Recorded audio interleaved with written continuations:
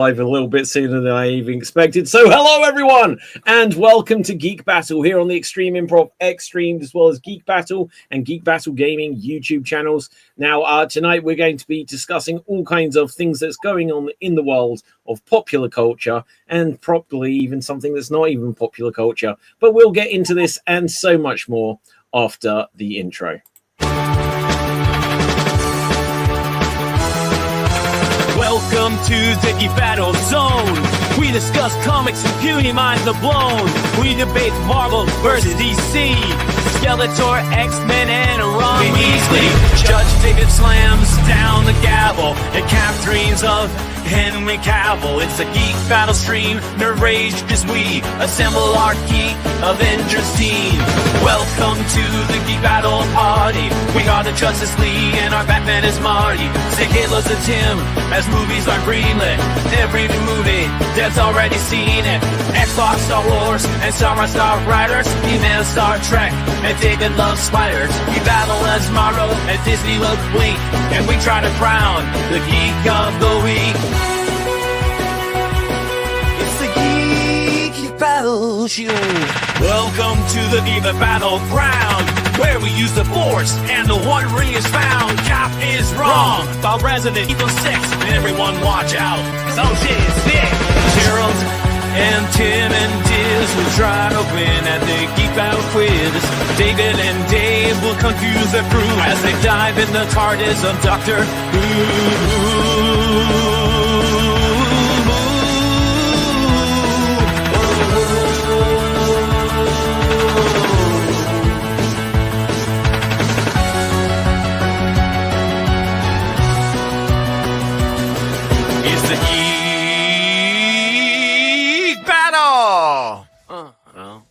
Watch out now, we're full of hot takes. Doug Courtney is garbage, but Red Dwarf is great.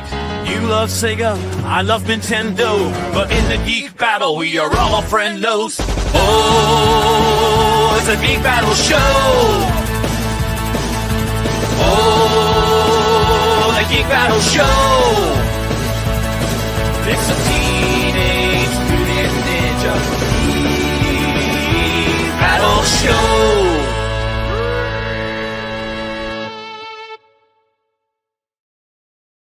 Okay, and hello and welcome to Geek Battle. So my name is David Pstansky, and today I've got like a few different things to talk about. It's a bit of an interesting week. There's the elephant in the room is there's been a new series of Stranger Things, and I haven't had a chance to see it yet.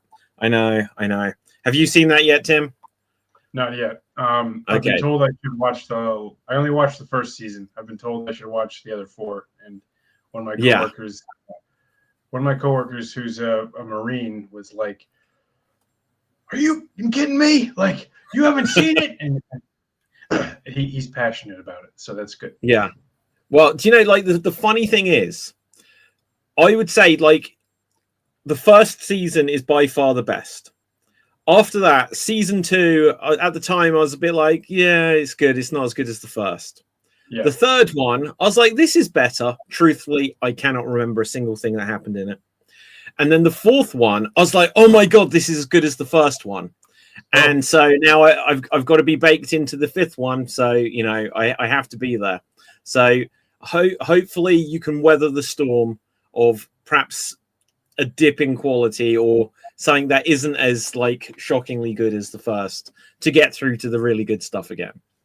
Yeah. The first was good in that, like any good first season, it doesn't take on too much of the universe, you know? I really enjoyed it because it was a small area in which the story took place. Yeah. Oh, yeah. Do you know, that is so true on so many, particularly shows, but movies as well, that try to go bigger with like what they get into in sequels, and it ends up meaning that some of like the personal like small location, because it's like in a zombie film, like you watch the first 20 minutes as people are discovering what's going on, but then like with The Walking Dead, when everyone just already knows and they don't feel like it's a threat anymore. And I remember like the TV show 24, the first series was a revenge story, But after that, it was always like nuclear bombs and stuff that just took it away from being something quite small and character based into being something ginormous. Well, look at it, the Fast and Furious. The first movie, they're stealing VCRs, and then by like 7, there's isn't Idris Elba in a super suit or something? I don't know if that's the same. Yes, yeah. So that was the one with The Rock and Jason Statham. Okay, all right, yeah. But like the realism of it just kind of gets thrown out the window. Yeah. Oh, 1 second. I hate to break this to you, but what can I say except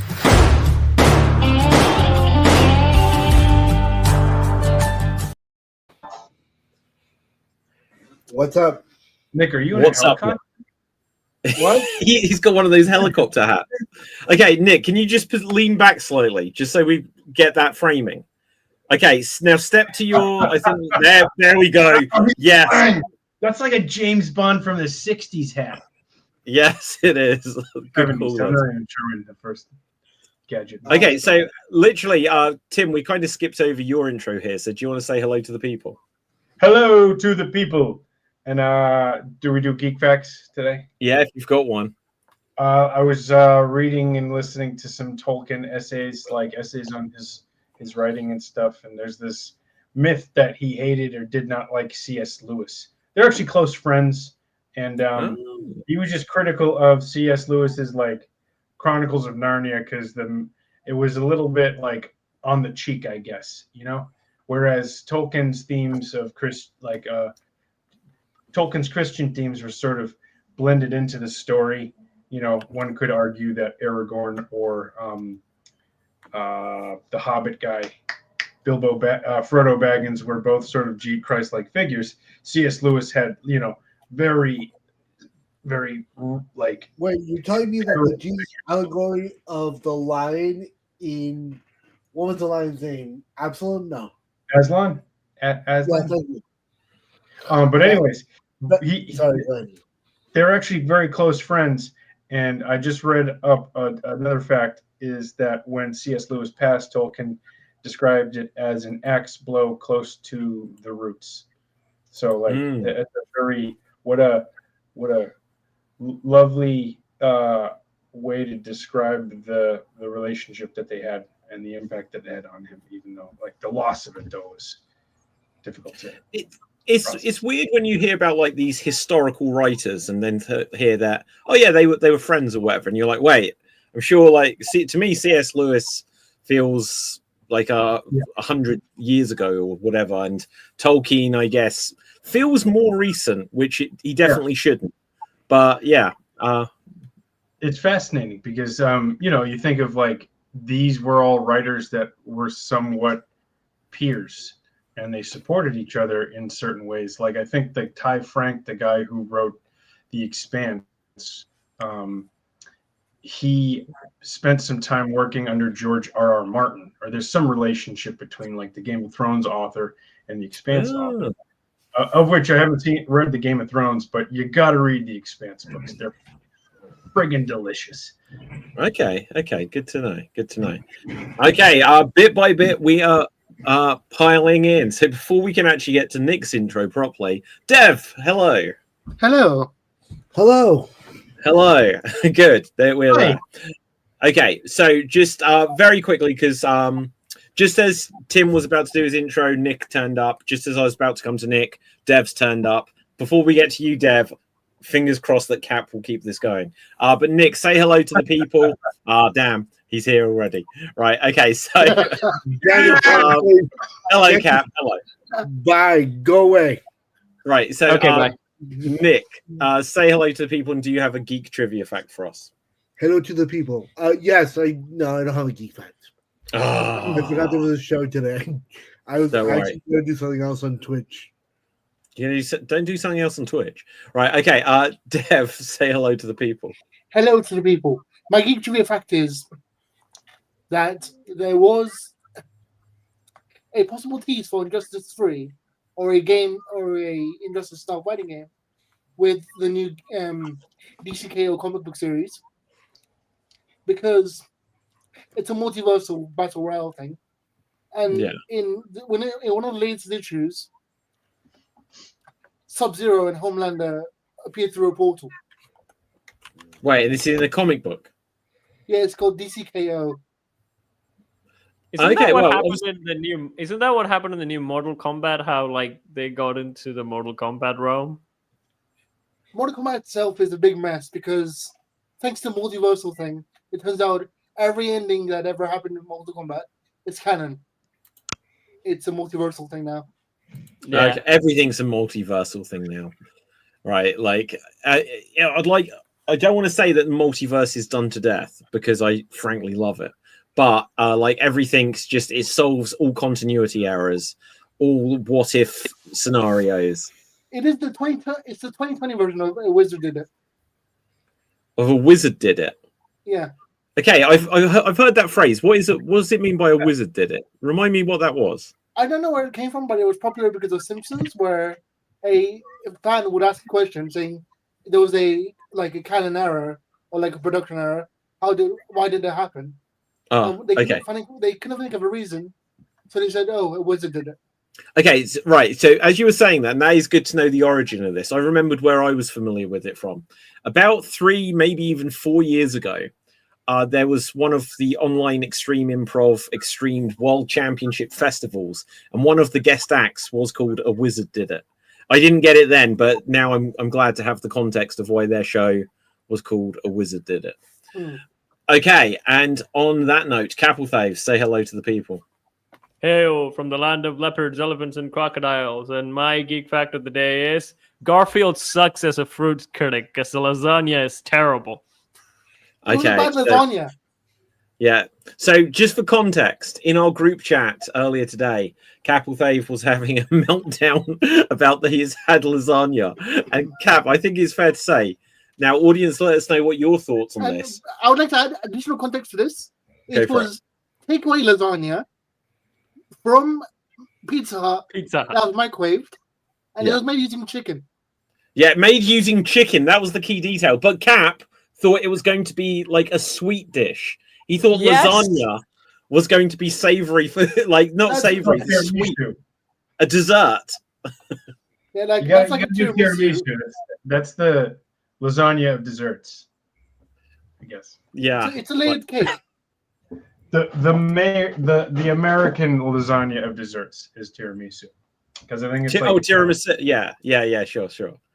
I've never considered that as being a version of lasagna, but I see what you mean.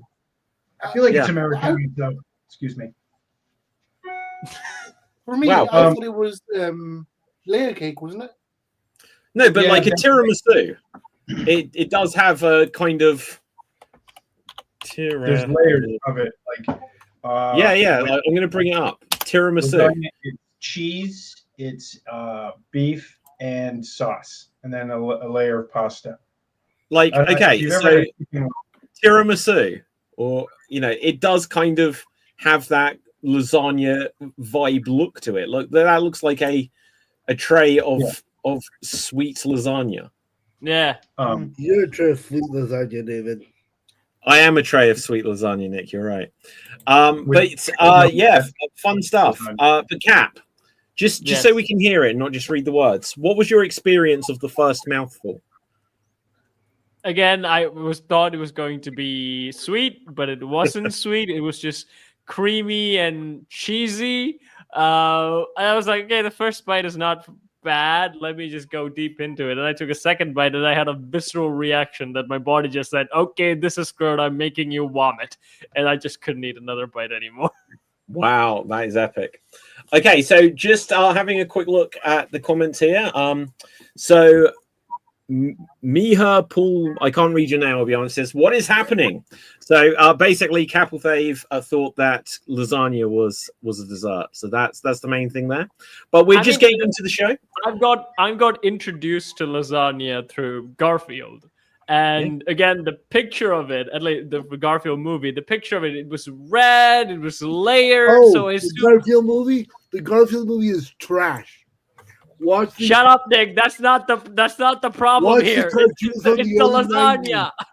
It's the lasagna. Focus on the lasagna. So Garfield movie is garbage. Okay, hang on. Wait. So, first of all, do you mean the Chris Pratt one or the Bill Murray one, Nick? No. The Bill Murray one is the No, one that but I what saw. does Nick, when Nick says it's trash, which one do you mean? Both of them. Yeah, I agree. Right, but anyway, so look, that's what you saw, and you thought that somehow that was like strawberry jam. Yeah, I thought that. Yeah, I get a jammy, fruity, something like that. Maybe like something with tomato. But then I ate it. It's like, oh, it's not fruity at all. I'll say Very this: little sauce, to be honest. the original Garfield show by himself, I didn't like, but when they added the farmyard, like Garfield and Friends, Awesome song. Yeah. it's when it got better. Wait, And the you cheese don't like have very the sweet original flavor. Garfield? By itself, no. When they added Dawson's Farm, it was great. Oh, I always awesome. liked Garfield. I've actually. So here's the funny thing. So again, I got introduced to Garfield through the terrible movie that Nick said. I didn't mind it. But then I saw the cartoon show, and I thought, yeah, the cartoon show is a lot better, specifically in writing. Right, I'll show you how I got introduced to Garfield. Let me see if I can actually find it. I don't think this is it.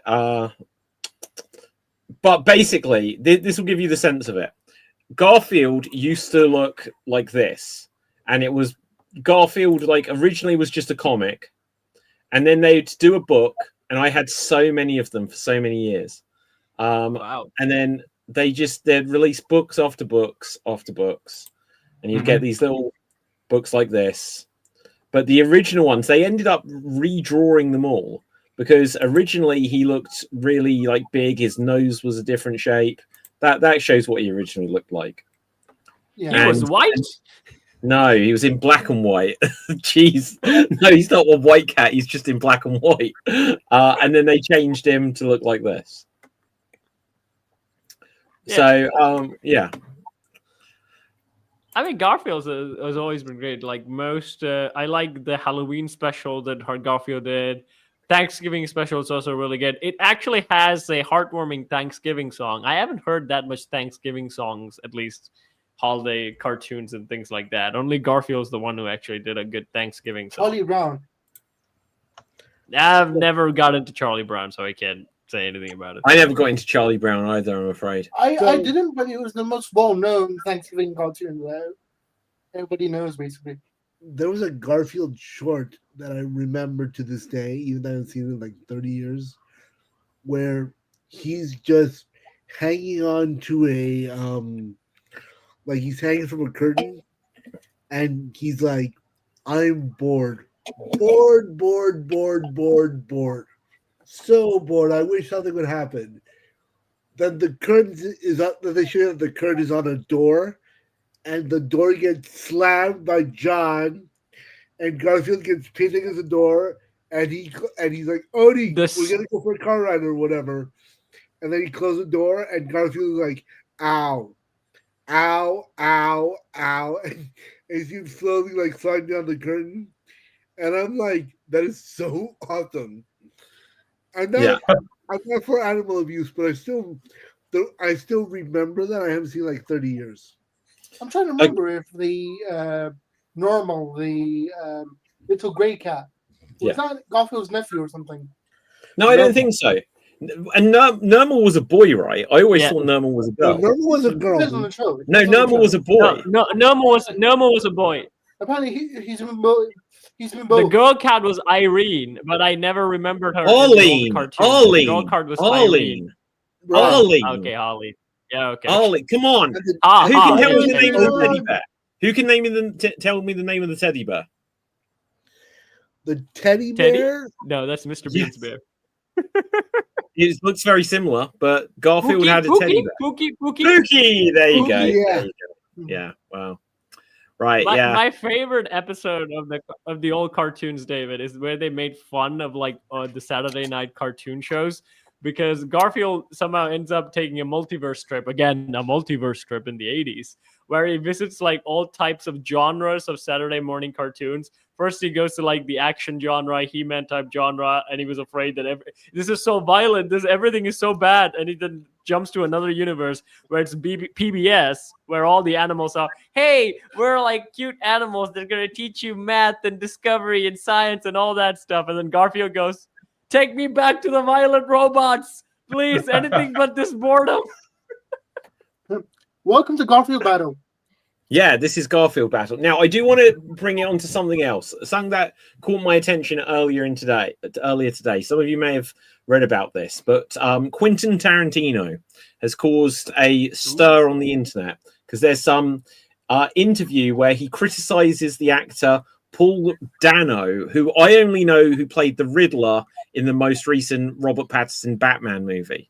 So the guy who played the Riddler in the most recent Batman film. Apparently, he was in the Daniel Day-Lewis movie There Will Be Blood, which I've got on DVD, but I truthfully have never watched. But I want to give you this quote, and then I want to get your take on it here. So Quentin Tarantino, speaking about There Will Be Blood, starring Daniel Day-Lewis, said it would stand a good chance at being number 1 or number 2 as like the greatest movie of the last 25 years or this century or whatever, if it didn't have a big giant flaw in it. And that flaw is Paul Dano. Obviously, it's supposed to be a two-hander, but it's so also drastically obvious that it's not a two-hander. Dano is weak sauce, man. He is the weak sister. Austin Butler would have been wonderful in that role. He's just such a weak, uninteresting guy. The weakest effing actor in SAG. Hold on. Hold on, Dev. Hold on. Then the interviewer says, or the interviewer, blah, blah, blah, says that he faced an impossible task working alongside Daniel Day-Lewis. But then Tarantino countered. So you put him with the weakest male actor in SAG, the limpest dick in the world. Later, he clarified his position, insisting, I'm not saying he's giving a terrible performance. I'm just saying he's giving a non-entity performance. I don't care for him. I don't care for him. I don't care for Owen Wilson. I don't care for Matthew Lillard. Now, what's your take on this? Should a director just be absolutely shitting on well-known established? He just trashed Ewan without even trying. Owen. Owen Wilson, Shaggy from Scooby-Doo. It's just like it feels like this is an unprovoked attack. This is war. This is war, Tarantino. You shouldn't have touched Shaggy. That was the greatest performance ever. But he doesn't say about that. He just says he doesn't care for the actor. But it feels like Matthew Lillard hasn't done anything for a lot of years. Just to get one of the top. Hang on. Just to get one of the top 5 most famous directors of all time, absolutely trash you out of the blue. For a movie that came out 15, 20 years ago. It's just like that. It's brutal. Okay, Dev. Well, I have a lot of things to say about this. Because I truly believe this is the hit piece on Tarantino. This is the way to make Tarantino look bad. Because earlier in the week, even before this, he said that the Mockingjay, whatever, the Hunger Games were a rip-off of Battle Royale. And that really upset some Hollywood bigwig. And I swear to God, it sounds like it was targeted to make Tarantino sound bad, so they could discredit his opinion on Hunger Games. Okay, I haven't quite followed that. So they've done this what? Okay, so a week, even just before this, yeah, Tarantino had another interview where he called the Hunger Games a rip-off of Battle Royale. Well, yeah, it is, but loads of movies are. Yeah. So everything's a copy of nothing. Yeah. Almost. So I'm convinced they've highlighted this interview to make him look bad, to discredit his opinion on Battle Royale, to protect Hunger Games. Ah, well, that'd be like Lord protect the Hunger Games. Like, who cares? But going back to Matthew Lillard for a second. Yeah, go on, Nick. So I love Matthew Lillard as Shaggy. I love him as serial killer in Hackers. A serial killer in Hackers? That you mean in Scream? No, I mean in Hackers. Oh, I've not seen Hackers. He's in Hackers. He's in Scream. He's in Five Nights at Freddy's. Dude, in Hackers. And he has not been doing nothing. He's actually directed, I think, voiced and directed some Scooby-Doo animated flicks as well. Yeah, he's the so what you're saying, Cap, is he's doing nothing. He has a strong fan base. He's Shaggy. He doesn't need to do anything anymore. He's played the ultimate role of big time. Forget Batman, Superman, Shaggy. He's the main villain in Five Nights at Freddy's. Yeah, but okay, again, that's a voiceover, right? No, he's actually in it. What? Five Nights at Freddy's is live action? Yes. Wow, I've never seen it. So, David, do me a favor. After the stream and after Extreme Improv, watch Hackers. I think you will love it. It's 90s-tastic. It's great. Okay. It's 90s as fuck. Okay, good. I definitely will. I have a slight fear right now that there's going to be a serial killer, and I now know that it's Matthew Lillard. Wrong franchise. Wrong franchise. Wait. It doesn't matter though. Like, if the statute of limitations on spoilers, if it's a 90s movie, that's on me. So, my favorite line in that movie is when Matthew Lillard introduces himself to the main character. He's like, "I'm serial killer, like Fruit Loops, not serial killer." Okay, good. CER. Serial. Oh, Yeah. I like it. Captain Crunch. Yeah. I think if you're Quentin Tarantino and you're being criticized by him, you just market it. You know, just be like, I think I'm a good actor. I'm going to do this movie. You know, Matthew Lillard's back on. You know, his virality's going up. Let's see what the trend is now. Actually, maybe 5 jackasses will mention him in the Geek podcast one day. Well, do you know, like, the interesting thing with Matthew Lillard is that this feels like an attack when he might actually be on the verge of, like, he was like all over social media at the Comic-Con a couple of months ago for his comments about Scooby-Doo, and there's a lot of hype around the idea that he'll come back in Scream because you know, you didn't see the fate of his character, and people are saying about they've been dropping hints about saying if you believe he's actually dead and all this kind of stuff. So yeah, he might be about to be back, but for some reason Tarantino is trying to stop this. Scream? I haven't seen Scream. Although I forgive Tarantino for this one because like he had the best takes about the Toy Story franchise. According to him, Toy Story is the perfect trilogy, and Disney ruined everything by making a 4th movie. I've heard this quote, but Tarantino also, and I agree with him, but Tarantino also said he hadn't seen the 4th movie. So it feels like he's got lots of big statements. Yeah, but he doesn't have to. He doesn't have to because the story ends in the 3rd film, where, like, you know, the story, everything's complete. The toys have completed their responsibility. They have actually moved on from the generation where they say, "So long, partner." The whole thing ends. I don't like. I really do like the film Toy Story 3, but I like it mostly because of that gut punch scene where they all think they're going to die.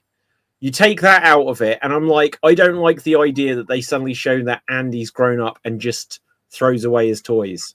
I didn't like that. I didn't like that they were then given to the girl at the end, who from the 4th film, she didn't even care about them. She got rid of them. Right? It's just they should have stayed there and his toys. So, you know. Look, yeah, I think again the 4th film is what cheapens it. The 4th film. Right. Just let's make sure we go one at a time. Go on, Cap. The 4th film is what cheapens it because in the 3rd film, when Andy actually planned to take Woody to college, actually, and then Bonnie is the one who actually fought for it. She was like, "There's a snake in my boots," and she's like, "That's his favorite toy now." And then Andy's like, "Okay, this girl now loves this toy more than anything," and he gives it away. But then the 4th movie, Bonnie doesn't give a shit about Woody, and that's only because of the director. Because the director actually came on and said, "Oh, I have a little girl who she only plays with Jessie, so that's why I made Jessie the favorite doll in this movie." Like, who the hell cares, man? The story was Bonnie and Woody. You changed it because you're a little girl. Sorry for the little girl, but I got that pissed me off. Well, yeah, no, I get it. I get it. But yeah, so I obviously Tarantino's at a point where he can genuinely say and do anything he wants. He isn't going to lose any opportunities. He doesn't need any opportunities. There's still a part of me that feels like there's there's comes like some degree of responsibility that unless there's something behind this, where there's some personal beef that he's got, it's it's damaging to a guy's career, to anyone's career, just to have one of the most respected people out there just out of the blue. Like like when the movie Cats came out a few years ago, and like it's got James Corden in it, Judi Dench, and whoever else, they could be like, that film stunk. That's going to win the Razzies. Like, what was Judi Dench thinking? She was an Oscar winner. Blah blah blah. But just to like attack someone for not even something that's generally seen as a stinker, but something that was like Daniel Day-Lewis won awards, Oscars, and all this. It was like a massive movie, and just to say, yeah, someone is weak sauce, limp dick, and it's just like you're really killing this guy's career in a sense. Go on, Tim. I guess we're all at risk of that happening to us on the internet. To be judged so harshly. Maybe the actors can take that as a pivot, and no, in some ways, no publicity is bad publicity. So this gives Matthew Lillard maybe some opportunity there, but it's hard because it does feel very personal in a way. Well, yeah, but like also, and just to be like, especially in the case of Matthew Lillard and Owen Wilson, just to be tagged on. And then, to be fair, he only said he doesn't care for them. But it was only the first one where he was like, "This is the worst actor in the screen." I like Owen Wilson. I think he's really funny. So he doesn't like anybody that talks like, "Hi, wow, this is so." He doesn't like mellow. He just doesn't like mellow, this voice tone, because all three of them have the same voice tone. You're right. He also has that. You were right. You were right. But you're that's also what Quentin Tarantino sounds like.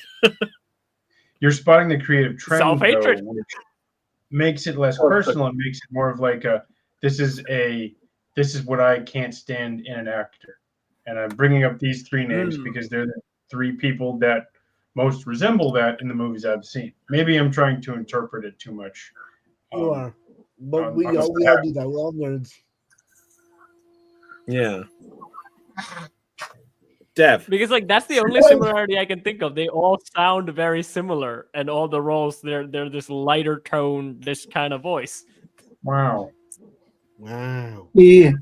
Wow. Although I do love Owen Wilson as Mobius, T. Mobius in Loki. Yeah. Oh my. I have got such issues with Loki. Loki could have been the best thing ever, and it wasn't. I saw a really interesting thing on YouTube today. That if Disney wasn't trying to squeeze out every single ounce of content, that the Marvel Cinematic Universe would be way better. And I'm like, yeah, 100%. So well, it would. Okay, so my only issue with like Owen Wilson in Loki, well, several, but my main one, Owen Wilson in Loki, and then Martin Freeman in like Wakanda Forever, and then in Secret Wars or whatever, is that you've got these really famous actors. It's like, we're going to put you in a superhero film. Imagine being Owen Wilson. He's like, wow, what's my costume going to be? It's like a suit and a tie. It's like you're casting these people as like the most boring looking characters. But he's just Owen Wilson. Literally, it's just Owen Wilson. The biggest problem, David, they missed the best cameo they could have given, because like now Disney's belong, Pixar, everything is one play.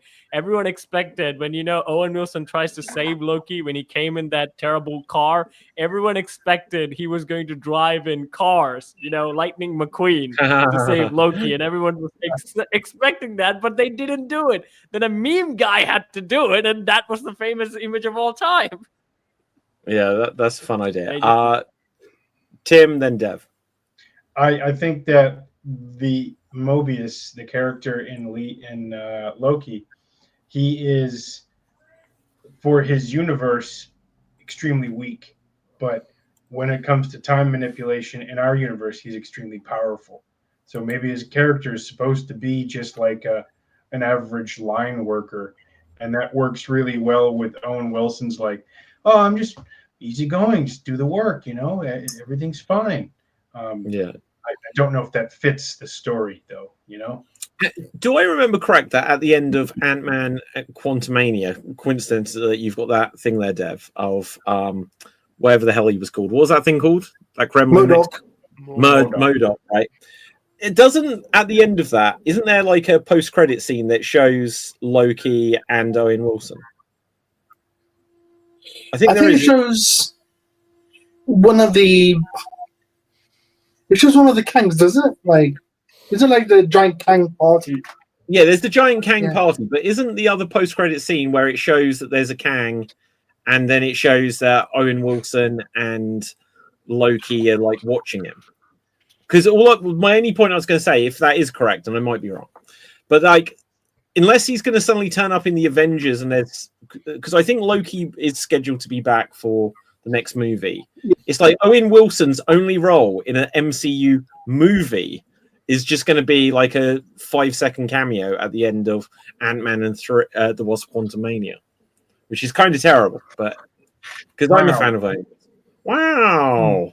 Okay, Nick. Oh, sorry, Dev first. Dev, I hadn't come to you. About the rumor is, and I'm going to say this. Yeah, okay. So allegedly, according to Twitter, the reason Tarantino hates Paul Dano is because Paul Dano made fun of his attraction to feet. But everyone makes fun of that for that. Yeah, everyone makes fun of that. Obvious. But like he did it to his face, though. Apparently, Paul Dano did it to his face. Oh, okay. He should have done it to his feet. Look, when he made, he didn't direct. He wrote Dusk Till Dawn, didn't he? He did, yes. Yeah. So he then swung himself to role where he's drinking champagne off of what's her face's foot. Salma Hayek's foot. Salma Hayek's foot. Yeah, and it's like, wait. How many movies has Tarantino got that big a role in that aren't, he's just like a little cameo guy? He's like, oh, I'm playing George Clooney's brother. It's like, really? He's like, I'm playing it. Oh, I guess I've got to do this, So he's kind of earned that reputation. Even in like the Once Upon a Time in Hollywood, most of the shots of Margot Robbie is her feet. Yeah.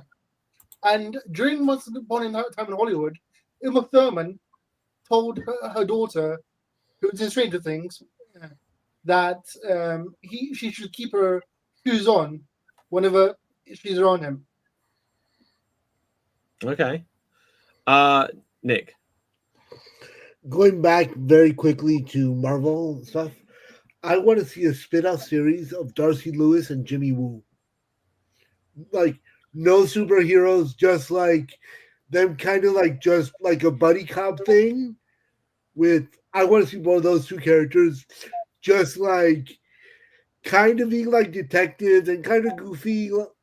You I think kind of get that in Marvel Zombies, kind of. A little bit, but do you mean like without superhero stuff, just those characters doing? Yeah, it's kind of like a detective thing, or I don't know, but very much like a buddy comedy. It might be fun, just because like the idea of doing like any Marvel shows going forward, rather than every single one being that something's going to destroy the universe, or even say, oh, this is street level crime, where you suddenly just get ninjas and stuff. Once if you've just got characters doing cop work, and it's just like, and in the background there's just like a poster occasionally of like Sam Wilson, Captain America, and it's just like it's just in that world. But you never deal with superhero stories. Right? It's like that's what Batman movies do all the time. They never make it about the world. Yeah. No. But Batman movies, he's still dressed in a cape. He still has to have someone. Even when they make it grounded, he's still got like, I've got hypnotic powers and a scarecrow mask. I mean, literally, it's in that world. But so like what Gotham should have been, it's just the detective work of Jim Gordon. And he's doing stuff like you'd see in CSI. I think you just described the series Gotham. I think you just described the series Gotham. Yeah. No, but in Gotham, they had the every Marvel single week. But in every single week in Gotham, It's like, well, here's the Penguin, here's Catwoman, here's the Riddler, and bit by bit we're getting all these superhero costumes and that. I literally mean you don't get people called the Penguin or the Riddler. You literally just get they're arresting Nick Stevens, who's a petty criminal, and it's just like a sorry, okay, Nick. Then Daredevil or Jessica Jones. He's still in a costume. What else? Powers. Okay, No, the closest. Okay, Punisher. Cap, listen. What he means is like powerless, like the no ninjas. the DC show. Yeah, no ninjas, no backflips, no it's literally just a cop show. Just set within that world. Punisher. You don't get any powers. You're just shooting. Punisher works. They powerless.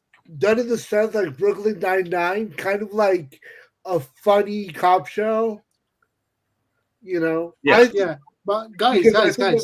That those two characters have a very interesting kind of chemistry that could be done comedically, but not like a stupid comedy, but like in the sense. I get it. Like they have no powers. They're not super geniuses. They're just regular people dealing with the crimes that the superheroes don't even bother with. Correct, but Nick, watch Adam Sandler's murder mystery. Your void has been filled. No, but I don't like Adam Sandler. Fuck that guy. You don't like Adam Sandler? The fire. I will start the fire. Wow. Dev. So basically, what you described, the police procedural show with any powers and stuff, that was basically the first episode of I Could All Along. The first episode. Don't invoke that name. No, because it was like literally like. Yeah, I do agree. I see your point. And for the DC side, they had a show where there's a bunch of characters working in an office, and their job is to clear up the damage of the superhero battles. Yeah, what show is that? Powerless. I don't know that show. It's a recovery and repair company run by Bruce Wayne's cousin. When was this show made? Around mid 2010s. Wow. Wow, that sounds terrible. Adam West makes cameo. I'd like to see. I've been watching The Wire, and I love that show because I spent some time in Baltimore, and there's like a comedy to it's a serious crime drama, but there's like a comedy to the way that the characters are delayed in progressing the story. Like bureaucracy, or like the ego of a certain character prevents something from happening. Like I feel like if you could mix the Jimmy Woo crime cop buddy thing with like making the background setting be a character as well in the story of like superheroes and how their actions sort of just get in the way of the regular cop buddy drama. That'd be kind of cool. Yeah. Okay, so I've just looked up this TV show, Powerless. Nick, this is exactly what you're looking for. Takes place in the DC universe, and it's about security, whatever, paid for by Wayne. And it specializes in help ordinary humans avoid becoming collateral damage in battles between superheroes and supervillains. Yeah. It ran for one season. They only aired 9 episodes of it. Does it have Darcy Lewis and Jimmy Woo? No. It has Vanessa Hudgens. Fine. I specifically want to see Darcy Lewis and Jimmy Woo flying around, going to get ice cream and like being silly and funny and solving crimes. Go watch Two Broke Girls. If you want that, watch Two Broke Girls. Oh no, I love Two Broke Girls. Kat Dennings is absolutely beautiful. Nick, you should write the script. Yeah. Okay, you've got your challenge by next episode, Nick. Give me the script. I'll get Store or two to make it real. Chat GPT. No, fuck that noise. I like to write. I'll come up with something. Yeah. Okay, we'll do the table read on the next episode. Yeah, I will read. Give me the stupid character. Can I give you Darcy Lewis? They're both stupid. They're both not stupid. They just don't have powers. Okay, can I? I don't know. Right? Can I play in Ant-Man? You know his friend that's like the petty criminal that says all the really elaborate the really fast. summary guy, Lewis. Yeah. Okay. Yeah, Right. Luis. Oh, I love that character. Luis, there you go. Yeah. That's actually my favorite character in Ant-Man. I'm not gonna lie. I love. Can I play Sam Jackson? Can I Okay. play Sam Jackson, Nick, so I can say motherfucker all the time? So in the Marvel comics, you'll get to say it one time. Okay, so what? Just very quickly, when there's a new Ant-Man film, right, and the actor that plays Luis, and he can be look, he was in the American version of Broadchurch, whatever they called it, Grace Point, playing like a serious role. He's a good actor. He's a great actor. He is a really good actor. But then in that character, in that role, where he's just like this, like really wired, like always kind of positive, happy character, he must read those scripts, and especially on the first one, he's like, yeah, oh, okay, I've got a monologue, and it's like this has to be done in 15 seconds. And as an actor, you're just going to be like, oh my god, I've got to learn this thing, and I've got to get it so I can crunch it into just a few seconds. Like Dev. So according to like rumors and stuff, right? Both Paul Rudd and the actor for Luis pitched this scene where when Ant-Man gets rescued from the quantum realm, Luis catches him up on the 5 years. Wait, he catches what when he's You know when Paul Rudd's gone missing for 5 years because of the blip? Yeah. And he wasn't part of the blip because he was in the quantum realm, right? Yeah. They wanted a scene where Luis tells him what happened in the last 5 years. Oh, they didn't do that, did they? No. Oh, they should have done. I think it would have ruined the tone. I think it would have ruined the tone because like the Paul Rudd's coming back was like the dramatic thing where he's like looking around. So they're like, if we put in, oh, you know what happened? This like, pink blue alien just came through, and then Iron Man went to space, and then Spider-Man followed him, and we don't know what happened. And then Paul suddenly he coming in, and Captain America didn't have a shield. It was so triangle-y and stuff. It would have been like everyone was like, okay, the tone is completely off. We're back to goofy Marvel. The funny thing about like the Avengers films is when you watch them and they bring together like the characters, for the most part, like the individual, like the characters from the Thor movies, the characters like the love interest, the sidekicks, the side characters, they all just get kind of ignored in like the first Avengers film and Age of Ultron. And then suddenly, like when they did Endgame and that, and it's suddenly like, oh wow, Pepper Potts. They've remembered some of the smaller like characters in a sense to bring them in. But and like you got oh damn it, what's Spider-Man's friend called? Who's in it for like 2 seconds? Sorry, Ned. Ned, yeah, he's got like one line in the movie, and it's like so some of these characters like MJ is not in. The Spider-Man is in the Avengers films and stuff like that. They strip away all these side characters, but that just if they brought back Paul Rudd, they brought back Luis, and there's Paul Rudd there. He's like, oh, I've got to tell you, and he's got to just do all this. That would have been it would have been worth it. It would have been worth it. But go on, Dev. I just remembered what I was going to say when he said Everett Ross in Black Panther. I just realized a joke that I was going to say was in Black Panther, they only have 2 white actors in the movie.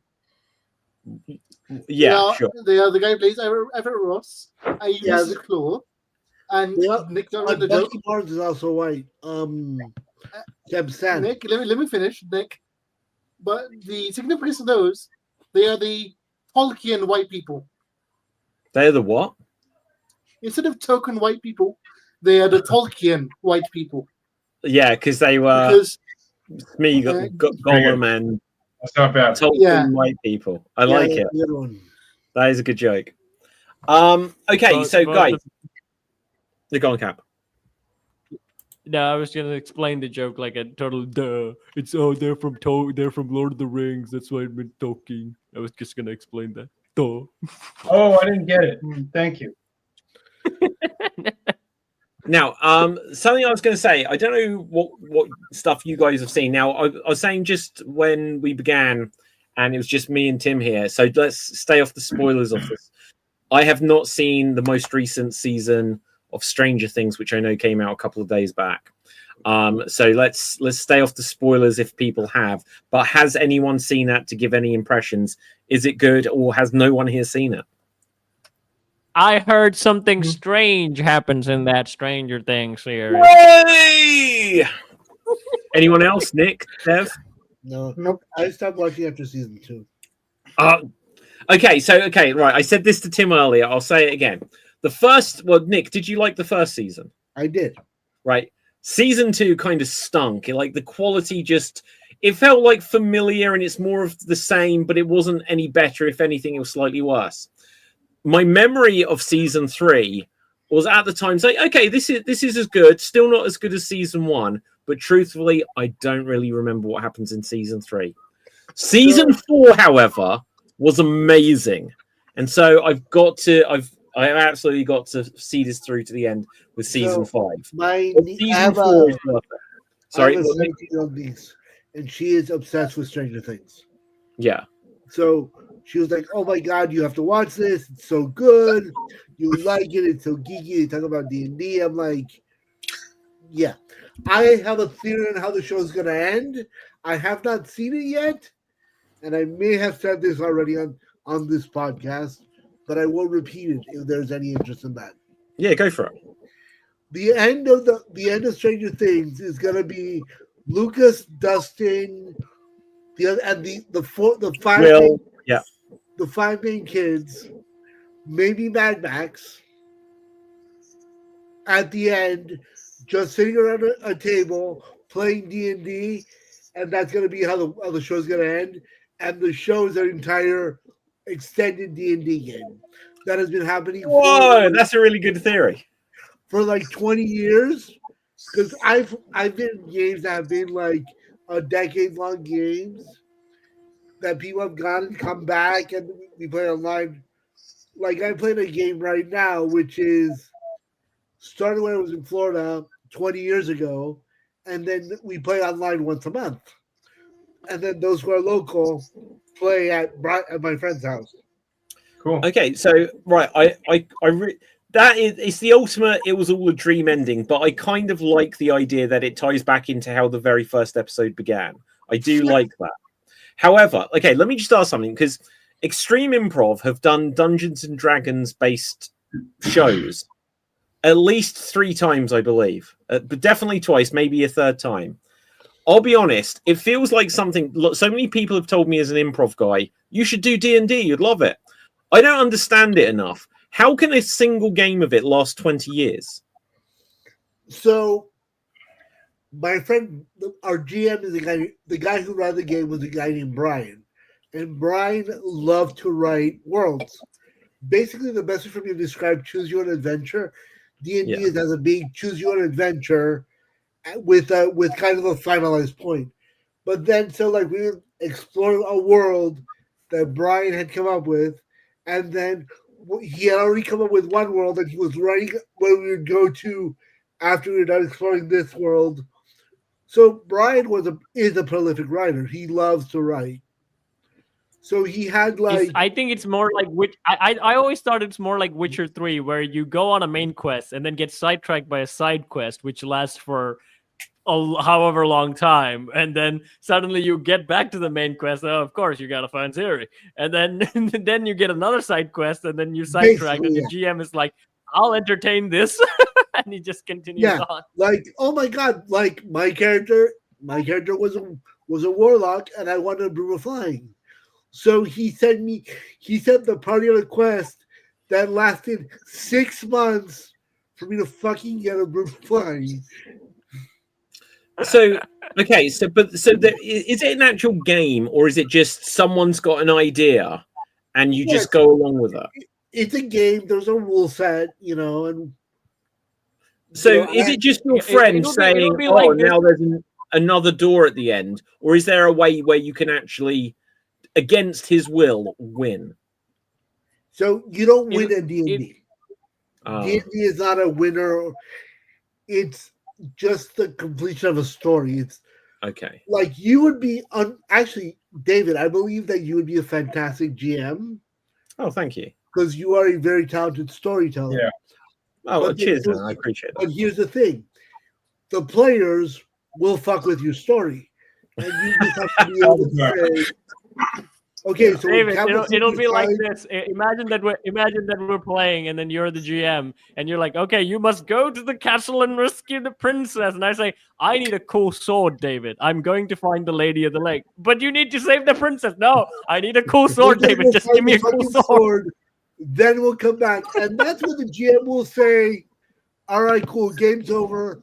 And then on the free time, you write the whole quest of your player's going to find the sword, and you keep that in your back pocket until somebody says, "Okay, we're gonna go hunt for the sword," and you're like, "Hold on," and you pull up that stuff on your laptop.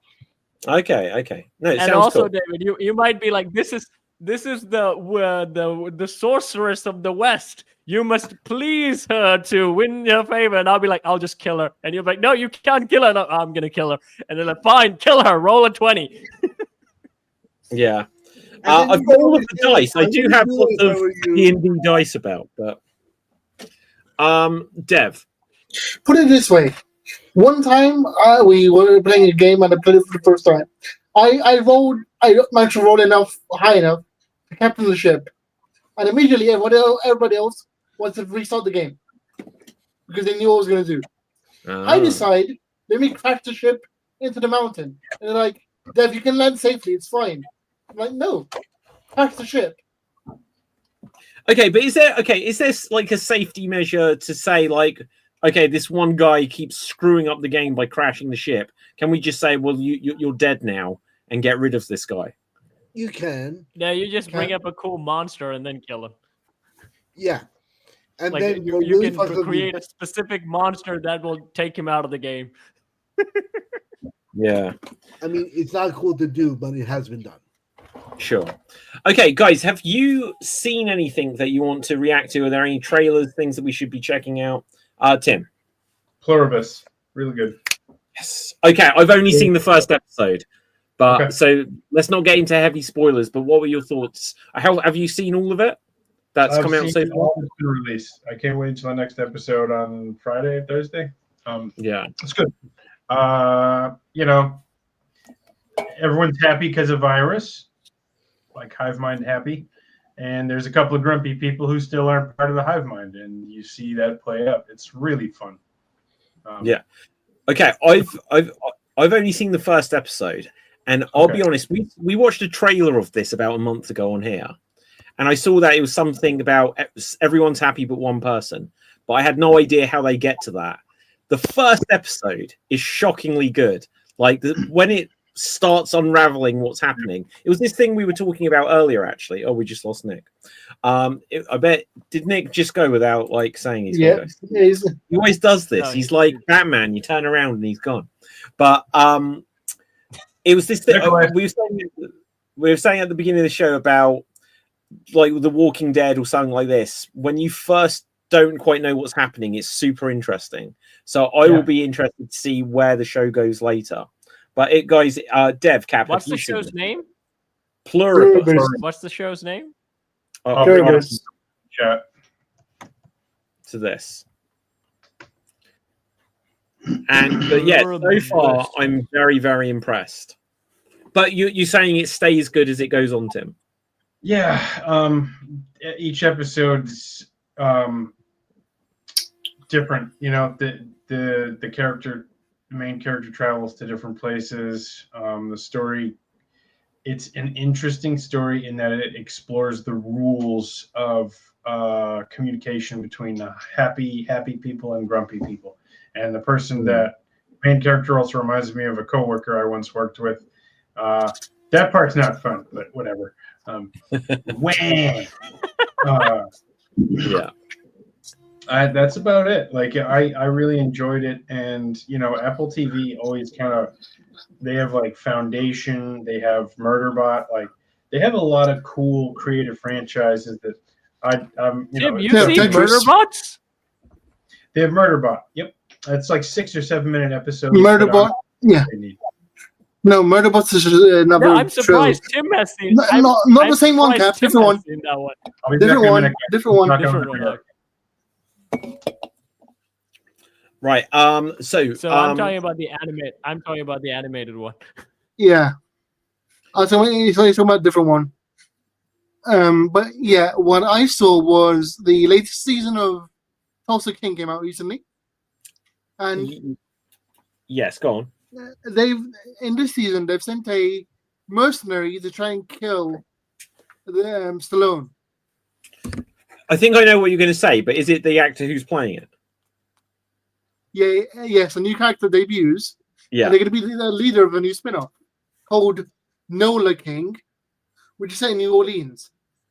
Oh, okay, but okay. So I've seen a tiny clip, and when I watched this tiny clip, it came up just on like TikTok or whatever. Samuel L. Jackson's in it, right? Yes, that's awesome. He's a mercenary, and he's going to be the main character of Nola King. I love that idea. I think that's. Is he playing that? Is he playing Darius Kincaid from that movie that he did with Ryan Reynolds? As you say, he was a mercenary. Sort of. I feel like it's. Yeah, sort of. Yeah, similar. Okay, Kincaid is a really good name, isn't it? Like, what was that? Darius Kincaid. Kincaid. I think it was in Eddie Murphy. Oh, Bowfinger. Do you remember Bowfinger? Yep. Yeah. That is such a good movie, and I think like the villain or something they say about that, they're like Kincaid, and so it's just a good name for like a villain or something. Yeah. So, but anyway, so what I was going to say about Pluribus, if you haven't seen it, check it out. It is on Apple TV, which I have literally had since Black Friday. So I'm going to now be able to finally see that Tetris movie. I've had it. I've got it for like 6 months at half price, and I can cancel at any time. It doesn't look like there's tons of different things in there. I think you could probably watch everything on Apple TV in like 3 weeks. Yeah. There was a really good movie with like Chris Evans, but I can't remember the name of it. Where he's Terminal? Terminal? No, it's like a secret agent movie, I think, and it has a lot of cameos of other actors in that movie. Yeah, I don't know what that is, but yeah, there's a few things which it just feels like this is the weird thing about. There is a whole world out there. If people don't have Netflix or they don't have Prime or they don't have Apple TV, it's just like there's some really big films or shows that I guess it will just feel like to you kind of never existed. Like, what's the other one on Apple TV? Severance or something like this? Yeah, Severance. Yeah. Okay, so I have not seen anything. I've not seen that. I do not know what it's about. I know it's meant to be a big deal. And something like a really interesting movie. And it's really spelled really interestingly as well. It's Wolves, but it's spelled WOLFS. And it's starring Brad Pitt and George Clooney. Oh, was it? Yeah. So I saw a trailer for that. Yeah. Okay. So very, very quickly, guys, because I was so hyped for this last week. For like Black Friday, did anyone get anything cool? Because I spent all of my geek money on getting Apple TV half price. For every single year that Paramount Plus has existed, every single year I've got it like half price or less because they clearly Paramount Plus isn't doing as big as like Netflix and Disney. Every single year they just allow you to sign up to it at half price. It's not like a one-time thing. And then I got my cinema pass thing so that I can go to see movies every day of the year, and I did achieve getting that. Anyone else get anything cool though, Dev? I did something similar where I got half price Uber Eats, half price for a year. Like Uber Eats Plus, I got Disney Plus for a year. Okay, what was the first two you said? Uber Eats. Uber Eats. Okay, nice. Yeah, like the discount. It was a discount for a year, and Disney Plus. Yeah. And PlayStation Plus. It was this at Black Friday this year. Yeah. Oh man, I've paid full price for Disney, but I don't. I probably get it in March. So yeah. Why, David? Why? Well, it's because when it started in the UK, it was around when the pandemic happened, so it was about March time. And God knows, like when it first started, it was like £50. They're probably charging me £400 or £500 a year now, where I'm not even. It just happens automatically. But I've got no idea. Like I keep hearing that its price goes up. Same with Netflix. But go on, Tim. When something costs £2,000, do they call it a ton? No, we don't actually. Okay, they like do technically we do. It's because that's a whole ton there. Like wow. Okay, so what is actually we might do like. No, in Cockney, like East London, they do. Like okay, you call it a ton. Yeah, they call it a ton. But isn't £1,000 a ton? Well, that's what I was going to say. There's a different standard. Yeah, American standard is heavier.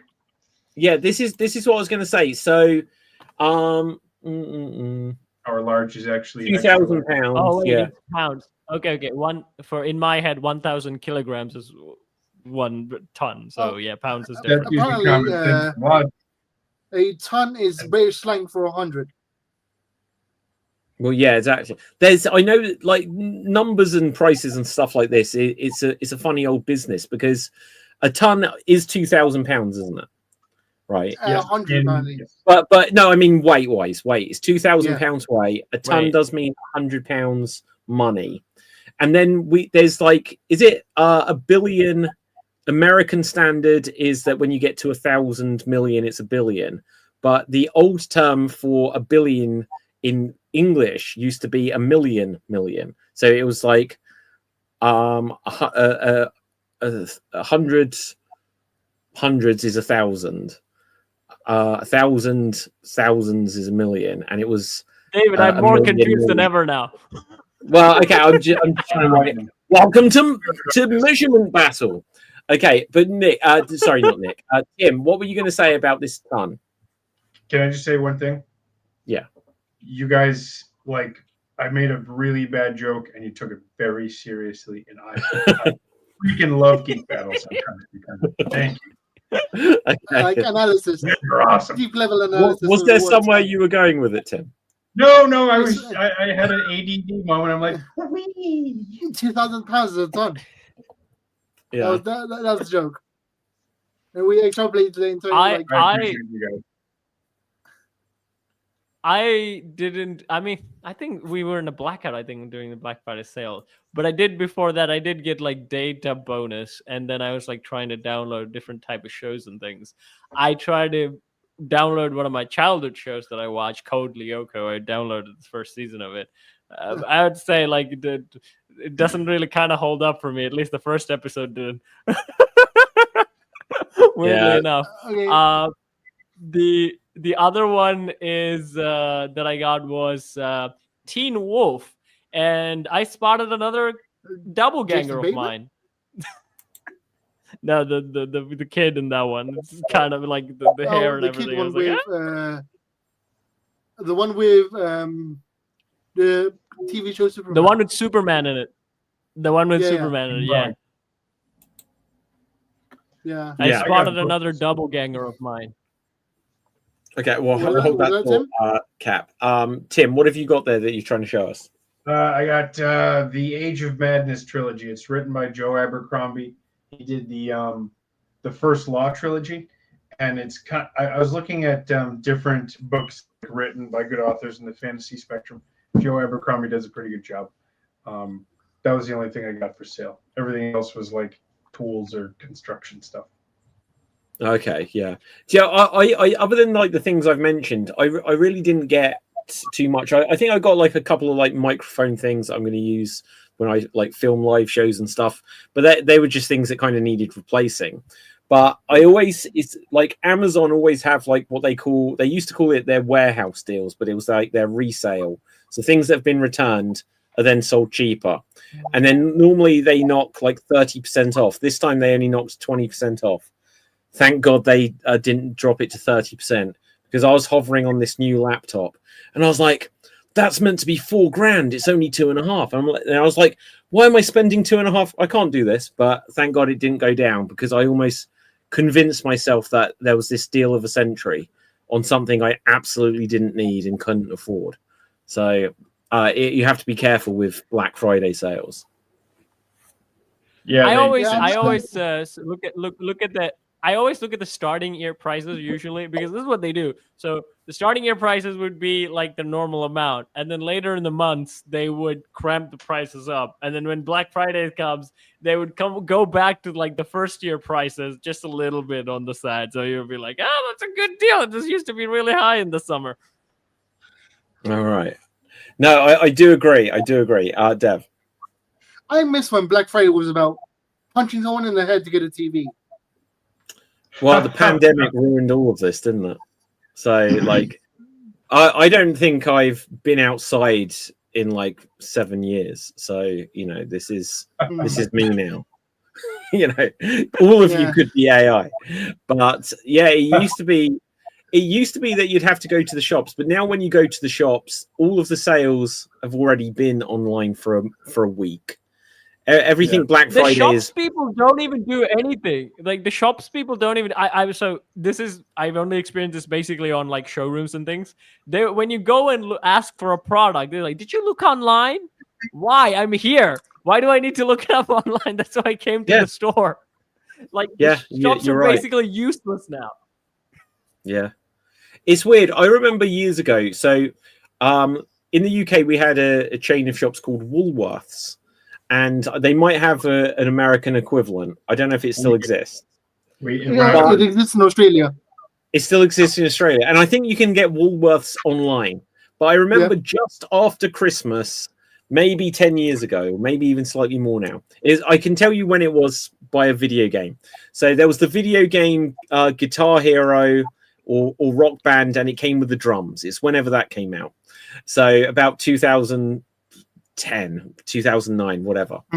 And it was like, oh, they're going to be closing down soon. Everything's 50% off. And it was like leading up to Christmas. But then in the days just up to like leading up to New Year, it reached a point where one day was 90% off. And I got so many things, like literally these Guitar Hero drums and stuff like that. Like with the guitar, everything, it was meant to be like £130 down to £13. And stuff like this. It was just insane prices. I got DVDs, I got video games, I got books, I got everything. It was like the best Christmas period ever, because it's like I just bought 10 years worth of stuff, you know. And it's like it was like, well, all of the money I got at Christmas from my relatives and stuff, that's all gone now. But it was a good time when, because it was madness. It was just getting into the store and grabbing stuff off the shelves. And it's like, oh, someone else is, and there's the person that's picked something up, and when they've picked up the thing and they're looking at it, and you're just hovering in the background, being like, willing them, put that down.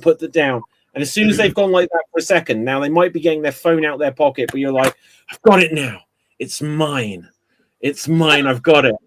You know. And occasionally you'd get into an argument with someone. You're like, oh, sorry, can I just get that? And they're like, calm down, mate, and stuff like this. But is it literally like rugby with like household items where you just go to the counter and you get tackled and then someone just wrenches it out of you? Yeah. It's like go on, Dev. Was it Last Action Hero, or like which one was the movie with Turbo Man? Turbo Man. Yeah, that Jingle all the way. Yeah, Jingle all the way. It was kind of like that, because there was another shop that shut down, but then it's reopened. But it was, if you know it, like Curry's PC World. So it was Curry's shutting down. And they'd got like a Nintendo DS Lite or something. I'd already got a Nintendo 3DS at this point, but I'd never owned a DS Lite. Oh, no, sorry, it was a DSi with a camera in it. And it was on a shelf behind the counter. And I was like, it's limbo time. And so I was going underneath the counter to take this off the shelf. And I was like, what's the price on this? So I know what the 30 or 40% off is. And the guy there who works, that might have been a manager or deputy or assistant manager, it's like, where did you get that? I said, sure, it was on the shelf. So that was put behind, and clearly it was for him. And I was like, you bastard. You got to look on all these corners. When it's 90% off, you got to look in all the corners, because there's obviously going to be a couple of retail workers who hide something. and Yeah, occasionally absolutely. you find that one little thing. Yeah. But No, now it's good times. everything's online, so log Yeah. into your computers and just count the seconds. Well, there's Yeah. this thing called dynamic pricing, which is happening in the United States right now. Is like they're changing the prices of products in a grocery store based on how wealthy the neighborhood is or how wealthy the consumer is. So, like, you're starting to Oh, see. I think the they've actually Ticketmastering done- shit. Sorry. I think they've Ticketmastering actually shit. done that, Tim, because like I Yep. think in local stores here, specifically groceries, right? You can get groceries at different places in different prices. I think it's again mostly neighborhoods, but also mostly availability. So if there's like a street and there's like a one store for groceries, anything you buy there is going to be like a few rupees higher than what you would get like in a town area where there's a lot of stores. Yeah. It's that also changes things too. Like the nature of retail is, it's kind. I feel like it's more manipulative on the pricing side rather than just transparent. It's crazy. Yeah. So, And- guys, we'll. No, Although go on, we Kat. do, although we do have a law, so anything packeted that has a price tag, you cannot change that one because that's the law. But that's not where they actually get the money from. They get money from like eggs and like normal vegetables and things like that because there's no price tag in them. Yeah. Yeah. Okay, guys, we'll begin to wrap things up here, but I'll have a quick check to see if there's any late breaking news. Something here which says about a spoiler of the teaser or trailer of Supergirl. But when you read what it is, it says it opens with Crypto peeing on a space rock, and then you see Kara, who's Supergirl, who is still drunk. And then it shows a montage of her fighting alien threats, which, to be honest, is I God. Yeah, I just realized I'm disintegrating slowly. There you go, I'm back. But yeah, that sounds like that doesn't really tell you anything about the movie. I expect we'll see Crypto in it. We saw that she was drunk at the end of Superman. Just Lindsay Lohan's career, but with superpowers. Yeah. Okay, so I when you described it, I already hate the tone of it. It's like, oh no, another Suicide Squad movie. I love like maybe my first crush was Supergirl in that 1980s Supergirl movie. So I just hate the idea that it might be because like she was like Superman, she was like kind and honest, and I was just like, you're wonderful, and and now it's just like, hey bitch, I'm super shit, whatever. It was just like the tone of it was just like, this isn't Supergirl. She isn't a role model. But anyway. I'm super. Yeah, I was going to say, let's find out where we can find everyone on.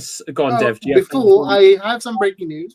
Go for it. I don't know if you guys saw what I posted in the Geek Battle chat where they listed all the different teams in Doomsday. The different teams. They separated everyone by team on Doomsday. Oh. Okay, go on. It's basically we've got the Thunderbolts. Yeah. The Wakandans, which is like Shuri, M'Baku, and Namor. They got Fantastic Four. You got the Avengers. You got the X-Men, the Fox X-Men grouped together. Yeah. And yeah, basically, Loki's listed as an Avenger. Interesting. Sam has isn't he like now an omnipotent being that somehow does story shit or something like that? It's like he's now an Yggdrasil or something like that. He was sat in a chair just holding together the fabric of the multiverse, basically, wasn't he? Yeah. So how they'll rescue him from there? And they turned. I think they turned the whole fabric of timelines into Yggdrasil, basically, in the end of the Loki season 2. Basically, he turned it into Yggdrasil, and he sits in the chair. Nothing to do with really Norse mythology, because like Loki doesn't go to that far. Apparently, the reason that Loki gets evolved is because one of the first things Doom does is raid the TVA. Okay. Do you know what? I feel like that's unnecessary. So we're just going to get a scene so that people who haven't watched Loki and don't have a clue what any of this TVA stuff was about, they're just going to waste time that shows Doctor Doom turn up there, kill Owen Wilson and a couple of other characters that we don't recognize, just to show that, oh, I'm doing this to the multiverse, just so they can then open a portal. Why can't they just say that Doctor Strange found a new spell and this is how Spider-Man appeared, right? So they just need Doctor Strange to open this. They don't need to bring in the whole TVA and complicate things. The whole TVA is the what wrecked the Marvel universe. That bullshit of a thing, like, where they're like, "Oh, we're gonna do like a '50s comedy of like a bureaucracy of the multiverse." You hanged yourself on a pure aesthetic, then you've broken your entire universe because these goofballs running around trying to trim the universe. I kind of agree. However, based in the comics, the TVA may or may not be, right? I think the idea that there is already some governing body who maintains the multiverse just means that it's not just some natural thing anymore. Like there was a TV. And it's not even fun. It's not even fun in an interesting way. If it's like we were expecting, like, okay, who is running the show, and you kind of expect big beings, like, oh, these like powerful creatures are out there doing stuff. Like, no, this is just office junkies just running around. Yeah. I get it. There was a show I really liked. There was a show I really liked in the 90s. Called Good Night Sweetheart. I've probably spoken about it on the show a couple of times before. British sitcom where the main character walks down an alleyway from the 1990s and suddenly he appears and he's during the Second World War. It's such a fun concept for a show. And then when it only because the concept for the show could only really last about 5 years because he's got future knowledge about what happens in World War II. He pretends he's a spy, and that way he's able to help in small ways because he looks up, oh, there's going to be a bombing in this building. So, his love interest, we shouldn't be there. How do you know? It's like, oh, got to keep quiet until they believe he's a spy.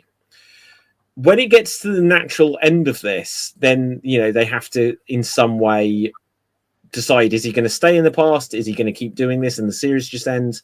But in the last series, they suddenly just have that. Suddenly he goes to where this time portal is, just this alleyway. And there's someone there just like fixing it. And he's like, who are you? He's like, oh, well, I'm from, basically says like the time agency or something like this. And there's like just people that just are aware of time travel and aware of time travelers. And he's from the future and he's going to shut down this portal once and for all. And it just takes the mystique out of it because it's like, oh, so there's lots of these things and anyone could do it. It's not some phenomena. It's just something that can be controlled, and it does kind of kill it. And grand or mysterious, like that's one of the thing about like about Doctor Who. At least when Doctor Who is good in the stuff that you guys send me, is that like you don't really know what the Doctor Who is, and most of the people don't get an idea of what the heck this thing is that he is. As long as you keep it that way, because he's still mysterious. He's still like, oh, this amazing thing that you don't know what's happening here. So if they had done that, that would have been fine. That's also what Professor Paradox did in the Ben 10 cartoons as well. Is that as long as, again, we would expect something grand instead of being, the Office Space in the multiverse. It sounds like a cool idea, but I'm telling you, it will wreck a lot of your world building. Just like, yeah. Okay, let's begin to Dev. You mentioning that just reminded me that Go on. I saw, not that show, but I saw the sequel to it. There was a sequel to that show. What, Good Night Sweetheart? They did. Yeah. They did one episode when they did like this comedy thing. Is that what you're talking about? It's called Many Happy Returns, which apparently was a sequel. I don't think this is true. It's a one-off. It's a one-off. Oh, hang on, wait. Was it just the name of the episode? No, it was like a special called Many Happy Returns. Yeah, and it was set in the 60s, right? Yeah. Oh, okay, yeah. So that's they did a revival special, and that was it. Yeah, and they wanted. Okay, Dev, do you know the story of what's happened this year about it? What? So they wanted to make it a full series then, but BBC, because look, one of the problems with this show is that the main character is married in the 1990s, then meets someone he loves in the 40s, and he's an absolute bigamist. And you can imagine by the time it's about 2015, people are like, should we really be promoting this character? So they did do that one-off special, but the BBC were like, we're not doing it. But do you know what's happened this year? They have written a book about what the rest of that series would have been. Nice. Yeah, and it was crowdfunded. Do you know what? I need to. It might even be out now, but they probably can't make it because they've probably aged out of that because it had to be in the 60s. But I did see that. That was cool. Because I didn't see the original. I saw the new one basically. You haven't seen the Dev? Check it out, man. It's so good. Yeah, it's so good. So okay, we'll wrap things up. So I'll find this and just show you the book. But Cap, where can the people find you? You can find me on Sword Deeds, where I sing, I dance, I throw myself in a bucket, and I work with puppets. And there's a sketch out there for The Lion King answering the question, why is Simba so weak? And there's also another short sketch where Jeremy Irons gives his thoughts on Scar, and then Scar reacts to it. And there's a new short, which is about something that I can't describe. I'll just put it on the group chat, and you guys decide whether to click it or not. I say you should click it when I share it. Okay. Tim. You can find me at this Instagram account. Otherwise, I'm just kind of bopping around the Providence area doing improv, arts, and firefighting.